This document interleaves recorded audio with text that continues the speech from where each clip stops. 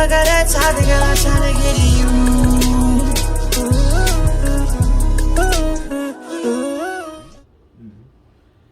Yeah, I can recall during my incarceration, I guess I was about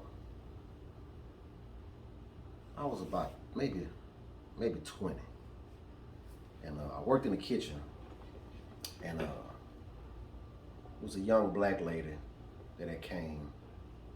And I was working for her, and she said, she made a statement one time that I never forgot. She said, I saw them guys go out to the fields today. And she said, this is where all the black men are. Yep, that's where everybody was at. I mean, she said, I never seen so many black men in one spot. And it blew her mind. Yeah. You know? And I mean, to me, you know, from on the inside looking out, that's just how it was.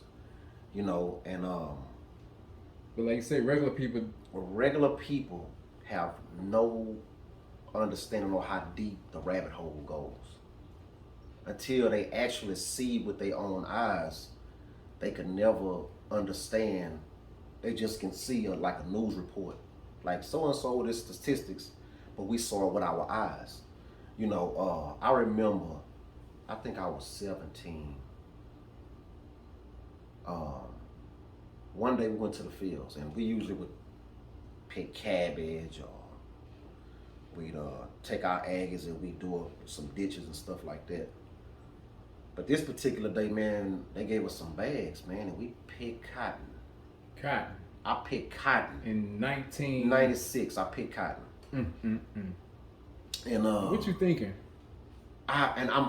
Because you got a white guy on a horse with a rifle and a pistol, and I'm picking cotton. After looking at these movies, after looking at slave moves, roots and stuff like that, I'm like, man, I'm picking cotton in 1996, like it's 1865 or something.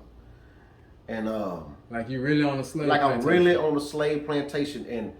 But I'm gonna tell you this here, the reason why it's so vivid and I remember it in my mind so much, because you had black field bosses too. And the white guy, I guess he knew better, because we did have some law library guys out there, you know, they knew what to say, but they were just standing over us, you know. But the black officers was the one saying, bend your backs and get that cotton. It wasn't the white boys.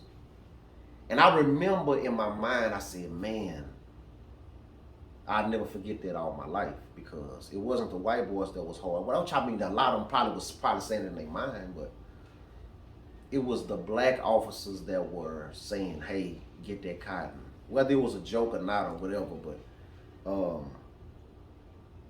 to say that I experienced something like that, man, most black people, I would venture to say, would never experience nothing like that in their lifetime. My mama would never experience nothing like that. My dad, he 82 years old. He never picked no cotton. But me, his son, picked cotton before. Not your mom and dad. Not my mama, not during Jim Crow, not during segregation, none of that. I picked cotton when we were supposed to be free. I picked cotton. And like I said earlier, there was nobody there to say, hold on, man, this is messed up. Nobody ever said that, you know, and it's crazy. Take the head, man. Taking them when they took the pops, man. When they took daddy out the picture, everything went downhill, buddy. Yeah, and I mean, you can look at it statistically. If a young man doesn't have his father, a young lady don't have a father in her life, she's like 5 times more likely to drop out of school. 7 times more likely to get pregnant. I mean, just the statistics are there. Not just for the black male, but for the young ladies the also. young lady also. So, fast forward to now,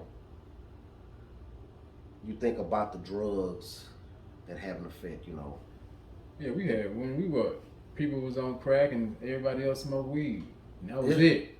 Yeah. Basically, I mean. Now you got mileage, you got all kind of drugs. So they basically doing it's the same play out the same playbook. Back then it was crack, now it's mileage, it's pills, it's K2, fake weed. You pass by the car wash back in the day, you seen people strung out. Right. You pass by the car wash today, you see people strung out. Right. on K2. On K2. A fake drug. Yeah, a fake drug.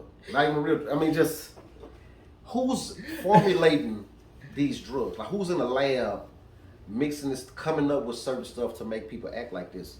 It ain't black people.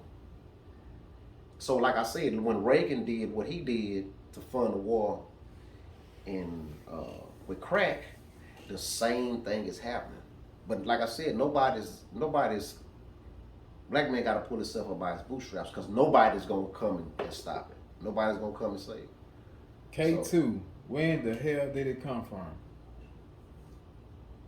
And it's killing, it's destroying. I mean, man, it is. some guys are still high. They never came down. They just, you know, we definitely got an uphill battle, man. But it starts with stuff like this. We got to talk about it. We got to put it out in the open. That way we can come up with some kind of solutions to try to offer some kind of help, some kind of avenue of recovery or something. You know, so it starts by us talking about it, us starting to make a plan, coming together, you know, sharing our stories with other young men so they don't make the same mistakes we did, you know. Yeah. Mm-hmm. So Show them some hope, man, and let them know, hey, y'all don't even have to go that path that we took. right. It's something different, man. All you gotta do is pick up a phone, Yeah. hit record, and y'all got Yeah. talent, y'all got skills. Yeah. And just think about some of the dudes that we know that never really went to school, but he know how to fix a car. You know what I mean? Like he just mechanically inclined. That's talent, man. Nobody ever told him that. Yeah, yeah. You know, they don't. And like I say, man, if they can remove the hope in the minds of men to say, well, shit, this is it for me. I ain't gonna never be nothing else. Instead of saying, man, you know what? I'm gonna try to make something out of the little bit that I have. You never know how far you'll make it. You know, nobody ever told them that. You know. But so what do you start at? What you have these kids like the other day? We have to figure out a way to get them out the house first. Yeah. You got to figure out a way to get them out the video games. game. You're competing with, you know, a lot of different stuff. Yeah. I mean, because they play the game like all day, and like they was asking. I was looking at some on YouTube the other day, and they was asking these little young females. I guess they was like 19, 20, had shorts up their butt, they little Yeah. one piece on, and the guy was asking them, "How many years make up a decade?" I think I saw that the black dude. Yeah. I saw Yeah, it. and don't And you know? They was like 12 years. 12 years. One of them was like 12. Like, and he was like, "How many years make up a decade?" And she really didn't know the answer. None of them knew the answer. He said, "I'm gonna ask you something easier than that. How many years make up a century?" Don't you know one chick actually said 1 year? Like, and I'm looking at these females with kids. With children. Yeah. With children. Yeah. You do not know how many years make up a decade? Say, man. I'm gonna tell you where that derives from also. Because we've made it a point to where we've set the bar so low that just being a mother deserves praise. I mean, not that you're a good mother, but you just You had had a a child. kid. You had a Yeah, kid. child. Rats have kids. Horses have babies. There's nothing special about that. You don't deserve praise just for the sake of being a mother. That's, you know. But just think about this. If a law without a penalty is only a suggestion. If you do something, you can do it over and over again. She can have a baby by me, have a baby by you. No have baby, repercussions. and they're going to get housing, they're going to get stuff. If there's no penalty for making bad decisions, then why have a law? Why have a rule? So as long as, you know, like I told you about the young lady, 19 with 3 children under 3 years old, there's no consequences for action. So the state could take her kids and she could just go have some more. That's what we fighting against. Sometimes we our own worst enemy. Mm. But then if you said, hey, young lady, let me, or if Alicia or Jackie said, hey, young lady, let me tell you something. That's not the way you want to go in life. I know people that been through that. I've been through that. I know that you can't tell them nothing. That's what you fighting against. So you can't tell me nothing. Or, same thing with the young men. Say young brother, man. You got some people just gonna have to learn the hard way.